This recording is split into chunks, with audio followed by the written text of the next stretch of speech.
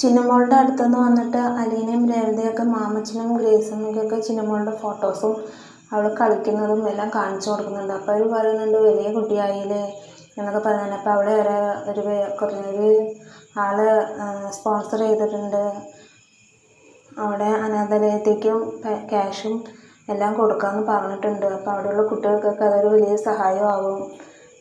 ചിന്നമോളുടെ പഠിപ്പും കല്യാണ കാര്യങ്ങളും എല്ലാം അവർ നോക്കാമെന്നാണ് പറയുന്നത് എന്നൊക്കെ പറയുന്നുണ്ട്. രഞ്ജുവിൽ നിന്ന് വൈജയന്തി സത്യം അറിയുന്നുണ്ട്. അലീന ബാലചന്ദ്രൻ്റെ മകളല്ല എന്നുള്ള കാര്യം. നിങ്ങളിത് ആരും അറിയില്ല, അവർ സംസാരിക്കുന്നത് ഞാൻ കേട്ടതാണ്. ബാലേന്ദ്രൻ അങ്കിളുടെ മകളല്ല അലീന, വേറെ ആർക്കും ഉണ്ടായതാണ് എന്ന് പറഞ്ഞിട്ട് പറയുന്നുണ്ട്. അപ്പോൾ വൈജയന്തി ശിവൻ്റെ അടുത്ത് പറയുന്നുണ്ട്, ശിവേട്ടൻ ഇതെല്ലാം അറിഞ്ഞതാണോ അതോ അറിയാണ്ടിരിക്കുകയാണോ എന്നൊക്കെ ചോദിക്കുന്നുണ്ട്. അപ്പോൾ എനിക്കിത് നേരത്തെ അറിയാം എന്ന് പറയുന്നുണ്ട്. മനുവിനും അറിയുമോ എന്ന് ചോദിക്കുന്നുണ്ട്. അപ്പോൾ മനുവിനും അറിയാം.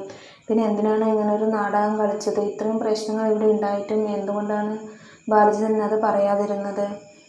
അവിടെ വഴക്കുണ്ടാക്കി ഇപ്പോഴും നടന്നുകൊണ്ടിരിക്കുകയല്ലേ പ്രശ്നങ്ങൾ, എന്നിട്ടും ഒരു വാക്ക് പോലും പറയുന്നില്ലല്ലോ, എന്താണ് അതിനുള്ള കാരണം എന്നൊക്കെ പറഞ്ഞിട്ട് വൈജയന്തി ചൂടാവുന്നുണ്ട്. അപ്പോൾ ശിവൻ പറയുന്നുണ്ട്, അവളെ കെയർ ചെയ്യാൻ വേറെ ഒരു മാർഗ്ഗം ഉണ്ടായിരുന്നില്ല, അവളെ എല്ലാവരും സംശയിക്കല്ലേ, അപ്പോൾ അതിൽ നിന്ന് രക്ഷപ്പെടാൻ വേണ്ടി ബാലചന്ദ്രൻ അങ്ങനെ ചെയ്തതാണ് എന്നൊക്കെ പറഞ്ഞിട്ട് അവളുടെ അടുത്ത് മറുപടി പറഞ്ഞു കൊടുക്കുന്നുണ്ട്. കമല ശിവൻ്റെ അടുത്ത് പോയിട്ട് പറയുന്നുണ്ട്, എൻ്റെ അടുത്തെങ്കിലും സത്യം പറയായിരുന്നില്ലേ, ഇനി പെങ്ങളുടെ എന്തെങ്കിലും കാര്യങ്ങൾ പറഞ്ഞിട്ട് വാ, അപ്പം ഞാൻ കാണിച്ചു തരാം എന്നൊക്കെ പറയുന്നുണ്ട്. ബാലചന്ദ്രൻ ചെയ്തതിൽ ഒരു ശരിയുണ്ട്, അതുകൊണ്ട് ഞാൻ അതിൻ്റെ കൂടെ നിന്നു, അതിലെന്താ തെറ്റ്? ഞാനിപ്പോൾ ഹരിയുടെ ജാമ്യത്തിൻ്റെ കാര്യത്തിന് എൻ്റെ വക്കീലിൻ്റെ അടുത്തേക്ക് പോവുകയാണ്, അതിന് ഞാൻ ആദ്യം പോയിട്ട് വരട്ടെ, എന്നിട്ടാവാം ബാക്കി എന്നൊക്കെ പറഞ്ഞിട്ട് പോകുന്നുണ്ട്. രഞ്ജുവും മനുവും കൂടെ ചായ കുടിക്കുമ്പോൾ അവരും ഹരിയുടെ കാര്യങ്ങളൊക്കെ സംസാരിക്കുന്നുണ്ട്. ഹരിയേട്ടന് ജാമ്യം കിട്ടുമോ മനുവേട്ടാ എന്നൊക്കെ ചോദിക്കുന്നുണ്ട്. അറിയില്ല, നോക്കട്ടെ, വിധി പോലെ നടക്കട്ടെ എന്നൊക്കെ പറയുന്നുണ്ട്. അങ്ങനെ അവർ ഓരോ കാര്യങ്ങളൊക്കെ സംസാരിക്കുന്നുണ്ട്. അലീനയുടെ കാര്യം മനുവേട്ടൻ്റെ അടുത്ത് രഞ്ജു പറയുന്നുണ്ട്.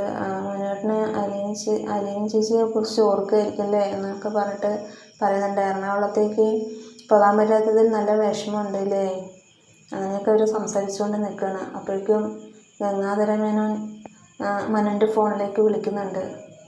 അവിടെ വീട്ടിലുണ്ടോ, ഞാൻ അങ്ങോട്ട് വന്നുകൊണ്ടിരിക്കുകയാണ്, അച്ഛനെ വിളിച്ചിട്ട് കിട്ടുന്നില്ലല്ലോ എന്നൊക്കെ പറയുന്നുണ്ട്. അപ്പോൾ ഹരിയുടെ ആവശ്യത്തിന് വേണ്ടി വക്കീലിനെ കാണാൻ പോയിരിക്കുകയാണ്. അങ്കിള് വലിയ ഇങ്ങോട്ട് വന്നോളൂ, ഞങ്ങളെല്ലാവരും വീട്ടിൽ തന്നെ ഉണ്ടാവും എന്ന് പറയുന്നുണ്ട്. അങ്ങനെ ഗംഗാധരൻ്റെ കോള് കട്ട് ചെയ്തതും രഞ്ജുവിൻ്റെ അടുത്ത് മനു പറയുന്നുണ്ട്, വലിയ ഇങ്ങോട്ട് വരണമെങ്കിൽ ഒരു മുന്നറിയിപ്പും ഇല്ലാണ്ട് വരണമെങ്കിൽ എന്തെങ്കിലും ഒരു കാരണം ഉണ്ടാവും, എന്താണെന്ന് അറിയില്ലല്ലോ, എന്തായാലും വരട്ടെ, നമുക്ക് നോക്കാം എന്നൊക്കെ പറയണ്. അപ്പോൾ ഇന്നത്തെ എപ്പിസോഡ് ഇത്രയേ ഉള്ളൂ. Thank you for watching my video.